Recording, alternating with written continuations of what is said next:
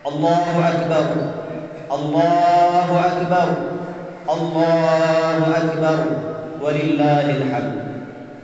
Ma'asyiral muslimin wal muslimat rahimakumullah. Kalau kita merujuk ke dalam Al-Quran ada menceritakan tentang satu tokoh yang sangat penting, yang merupakan sosok pemimpin pelopor dalam mereformasi peradaban umat manusia. Bahkan jutaan umat manusia saat ini di seluruh dunia melaksanakan ibadah haji yang merupakan manifestasi dari jejak rekam historis teladan beliau. Siapa orang ini? Namanya adalah Ibrahim, atau dalam istilah lain juga dikenal dengan Abraham. Ibrahim atau Ab itu dari kata Abu, artinya ayah. Rahim artinya penyayang. Jadi seorang sosok ayah yang penyayang. Saat ini jutaan umat manusia datang dari berbagai penjuru, datang ke tanah suci yang dibangun oleh Ibrahim. Inna awwala baiti wudi'a lin-nas alladzi bi Bakkah. Sesungguhnya rumah pertama yang dibangun untuk manusia beribadah kepada Allah adalah di Bakkah. Siapa yang membangun? Ibrahim. Setelah rumah itu jadi, maka Allah memerintahkan Ibrahim untuk menyeru manusia datang. Wa adzin fil nasi bil hajji ya'tuka rijalan wa 'ala kulli dhamir ya'tina min kulli fajjin 'amik. Wahai Ibrahim, serulah, panggillah manusia untuk datang ke rumahku ini melaksanakan ibadah haji. Jadi semua rangkaian ibadah haji yang dilakukan oleh jemaah haji, baik itu tawaf, sa'i, melontar jumroh, wukuf di Arafah, itu semua adalah merupakan manifestasi dari rekam jejak historis Nabi Ibrahim alaihissalam. Bahkan ibadah kurban yang hari ini kita laksanakan oleh seluruh umat Islam di seluruh belahan dunia, ini juga merupakan syariat yang diadopsi dari kisah Nabi Ibrahim ketika diperintahkan oleh Allah Subhanahu wa taala untuk menyembelih putranya, untuk membuktikan kecintaan Ibrahim kepada Allah Subhanahu wa taala. Makanya beliau disebut dengan Khalilullah, sang kekasih Allah, sebuah julukan istimewa yang tidak diberikan kepada yang lain. Selain itu, Ibrahim ini juga disebut sebagai uswatun hasanah, suri teladan yang baik. Wa qala Allah Ta'ala, qad kanat lakum uswatun hasanatun fi Ibrahim. Telah ada untuk kalian suri teladan yang baik pada Ibrahim. Jadi di dalam Al-Quran itu cuma ada 2 nabi yang disebutkan sebagai uswatun hasanah. Siapa itu? Nabi Muhammad dan Nabi Ibrahim. Makanya dalam salawat kita hanya diperintahkan untuk menyebutkan 2 nabi ini saja. Allahumma salli ala Muhammad wa ala ali Muhammad kama sallaita ala Ibrahim wa ala ali Ibrahim. Nabi Ibrahim juga digelar sebagai imaman linnas, pemimpin umat manusia. Qala Allah Ta'ala, qala inni ja'iluka lin-nasi imama. Wahai Ibrahim, sesungguhnya aku akan menjadikan engkau sebagai pemimpin umat manusia. Nah, ketika Allah menobatkannya sebagai pemimpin, Ibrahim ini diberikan tugas yang sangat berat untuk mereformasi peradaban manusia dari kemusyrikan untuk menuju tauhid. Tugas ini tidak ringan, tidak bisa dilakukan dengan instan, simsalabim selesai. Ada proses. Kalau kita bagi fase ini secara gradual, maka paling tidak ada 4 fase yang dilalui oleh Ibrahim dalam melakukan perubahan ini.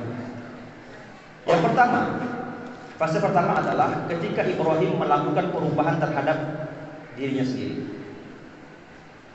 Ibrahim ini kan dibesarkan dalam keluarga yang menyembah berhala.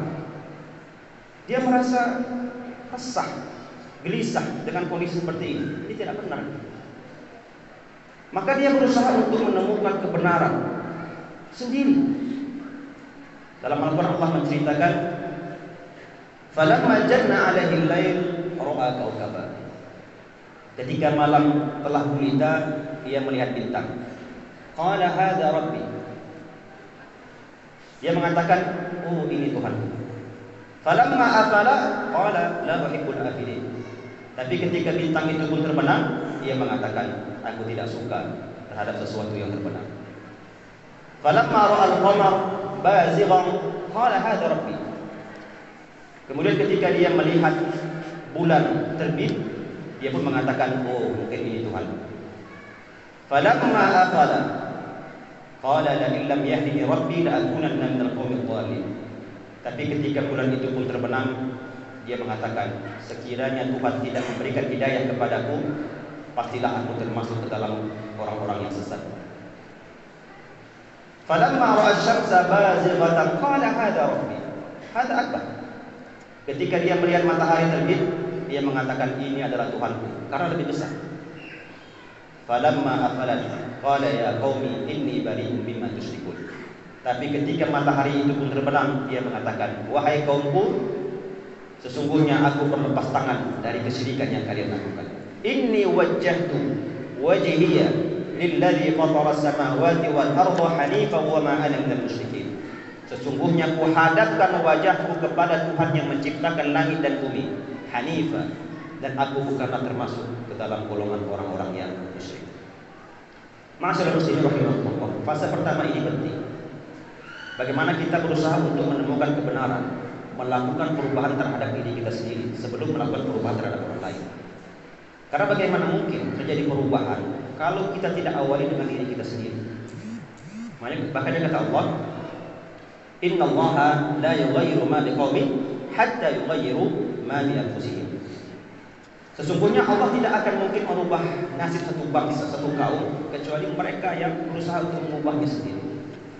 Allahu Akbar, Allahu Akbar, Allahu Akbar walillahil hamd.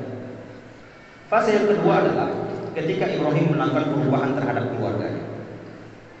Pada fase ini Ibrahim berusaha untuk mengajak keluarganya mengikuti jalan kebenaran yang diyakini oleh Ibrahim. Walaupun ia mendapat tentangan yang keras dari keluarganya. Al-Quran menceritakan, "Wadhkur fil kitab Ibrahim innahu kana siddiqan nabiyya." Wahai Muhammad, ceritakan kepada mereka tentang kisah Ibrahim supaya menjadi pelajaran. Sesungguhnya Ibrahim ini adalah nabi yang siddiq. Idz qala li abihi ya abati lima ta'budu ma la yasma'u wa la yubsiru wa la yughni 'anka syai'an. Ketika dia mengatakan kepada ayahnya, ya abati, ini adalah panggilan kesayangan. Abun paling rendah, abati adalah ayah yang sangat disayang. Kenapa engkau menyembah Tuhan yang tidak mendengar, tidak melihat, bahkan tidak bermanfaat bagimu sedikit pun? Ya abati inni qad ja'ani minal 'ilmi ma lam ya'tik fattabi'ni ahdika siratan sawiyya. Wahai ayahku, telah datang kepadaku suatu ilmu yang tidak didatangkan kepadamu, maka ikutilah aku, insyaallah aku akan menunjukimu kepada jalan yang lurus. Ya abati la ta'budu syaitan inna syaitana kana lirrahmani 'asiyya. Wahai ayah, jangan engkau menyembah setan, karena setan itu durhaka kepada Tuhan. Ya abati inni akhafu an yamassaka 'adzabun minar rahmani fatakuna lisyaitani waliyya. Ya, aku sangat khawatir kalau engkau nanti akan ditimpakan azab dari Allah dan engkau akan menjadi teman bagi syaitan. Ini disampaikan oleh Ibrahim kepada keluarganya. Tapi apa yang dijawab? Qala araqibun anta an alihati ya Ibrahim. Apakah engkau membenci Tuhan-Tuhanku ini wahai Ibrahim? La illam tantahi la arjumannak. Kalau kau tak berhenti dengan ini, pasti akan kurajam kau. Wahjurni maliya. Tinggalkan aku dalam waktu yang lama. Tapi Ibrahim tidak makan. Apa kata Ibrahim? Qala salamun alaik, sa'astaghfiru laka rabbi innahu kana bi hafiyya. Ibrahim mengatakan kepada ayahnya, semoga Allah memberikan keselamatan kepadamu. Aku akan memohon ampunan untukmu kepada Tuhan, karena Tuhanku itu adalah Tuhan yang sangat baik. Ma'asyiral muslimin rahimakumullah. Keluarga ini kan adalah merupakan komunitas yang terkecil dari masyarakat, tapi memiliki peran yang sangat penting. Kalau sekiranya keluarga ini baik, maka masyarakat pun akan menjadi baik. Sebaliknya, kalau keluarga ini buruk, maka ia akan menyumbangkan keburukan juga dalam masyarakat. Karena berapa banyak kejahatan, kriminalitas itu yang terjadi karena banyaknya keluarga-keluarga yang hancur, broken home. Dan hari ini kita sangat miris. Banyak sekali kejahatan, kriminalitas ini dilakukan oleh anak-anak kita yang masih remaja. Geng motor, perang dengan geng lainnya, membawa senjata tajam, begal, sehingga kita takut untuk melintasi tempat-tempat yang sepi tadi, baik di Binjai maupun di Medan. Kemudian pencurian berat. Hari ini pagar-pagar besi pun jadi sasaran, diangkut, dijual dengan harga yang murah. Curanmor, bahkan kendaraan bermotor pun di masjid juga bisa ikut hilang. Celakanya, ini semua dilakukan oleh anak-anak kita. Dan hampir 100% orang-orang pelaku-pelaku yang ketangkap ini semuanya positif narkoba, sehingga mereka tidak takut lagi melakukan kejahatan. Ini salah siapa? Tanggung jawab siapa? Kita lah, keluarga. Makanya kata Allah, ya ayyuhalladzina amanu qu anfusakum wa ahlikum nar. Wahai orang-orang yang beriman, jaga dirimu dan keluargamu dari api neraka. Allahu akbar. Allahu akbar. Allahu akbar lillahi. Fase yang ketiga yang dilalui oleh Ibrahim adalah ketika dia mereformasi masyarakat. Pada fase ini Ibrahim diperintahkan Allah untuk mendakwahi masyarakatnya. Tapi dakwah yang dilakukan oleh Ibrahim ini unik. Dia membenturkan pemahaman mereka dengan logika yang tidak bisa mereka bantah. Apa yang Allah ceritakan dalam Al-Quran? Faja'alhum judzadan illa kabiran lahum la'allahum yarji'un. Dia menghancurkan patung-patung sesembahan mereka itu, tapi dia biarkan patung yang paling besar. Qalu man fa'ala hadza bi alihatina innahu laminadh dhalimin. Ketika mereka pulang melihat itu, mereka bertanya, siapa yang menghancurkan patung-patung ini? Qalu sami'na fata yadhkuruhum yuqalu lahu Ibrahim. Kami mendengar ada seorang fata, anak muda, namanya Ibrahim. Qalu fa'tu bihi 'ala a'yunin nas la'allahum yashkurun. Panggil kemari, saksikan oleh orang-orang banyak. Ditanya Ibrahim. Qalu a anta fa'ala hadza bi alihatina ya Ibrahim. Mereka mengatakan, wahai Ibrahim, apakah engkau yang berbuat semua ini kepada tuhan-tuhan kami? Qala bal fa'alahu kabiruhum hadza fas'aluhum in kanu yantiqun. Kata Ibrahim, bukan. Tapi yang melakukan semua ini adalah patung yang paling besar ini. Coba tanyakan kepada mereka yang hancur ini, kalau mereka bisa bicara. Faraja'u ila anfusihim faqalu antumuz zalimun.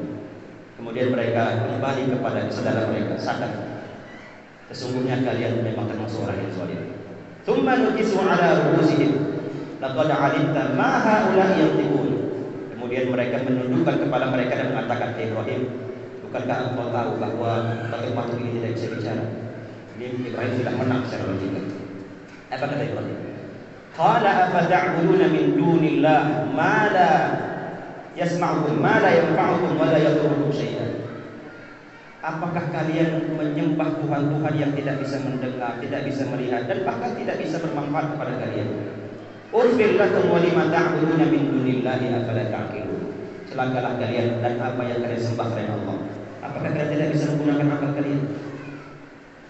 Di fase ini perjuangan Ibrahim sangat berat. Dia bukan hanya menghadapi masyarakatnya yang sudah rusak cukup parah, tapi juga dia harus berhadapan dengan kekuasaan yang justru memfasilitasi, melindungi semua kezaliman ini. Itu berat. Taruhannya jauh. Qalu harriquhu wansuru alihatakum in kuntum fa'ilin. Bakar Ibrahim ini. Taruhannya nyawa.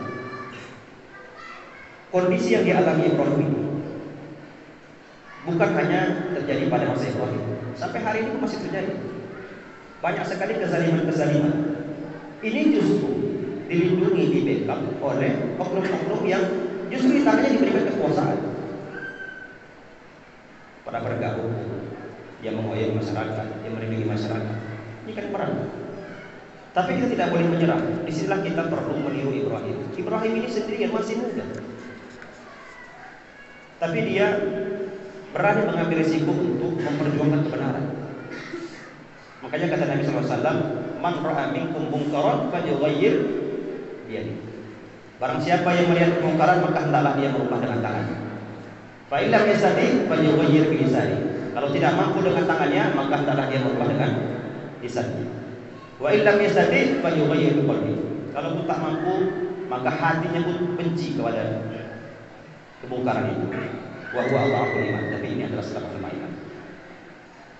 Fase yang keempat adalah ketika Ibrahim mereformasi peradaban umat manusia. Pada fase ini Ibrahim sudah berhasil merubah tatanan masyarakat di seluruh dunia dari kemusyrikan, politisme menuju menegakkan kalimat tauhid. Disinilah pentingnya kita mengambil teladan kepada Ibrahim untuk melakukan perubahan. Mungkin kita tidak sehebat Ibrahim yang bisa melakukan sendirian, tapi kita bisa berjamaah, bergandengan tangan. Apapun kondisi kita, posisi kita, kedudukan kita, orang tua, pemuda, tokoh masyarakat, ada yang ulama, umarok, kita bersinergi untuk mewujudkan kota Binjai ini menjadi kota yang religius. Dalam bahasa Qurannya disebut baldatun thayyibatun wa rabbul ghafur. Allahu akbar, Allahu akbar, Allahu akbar.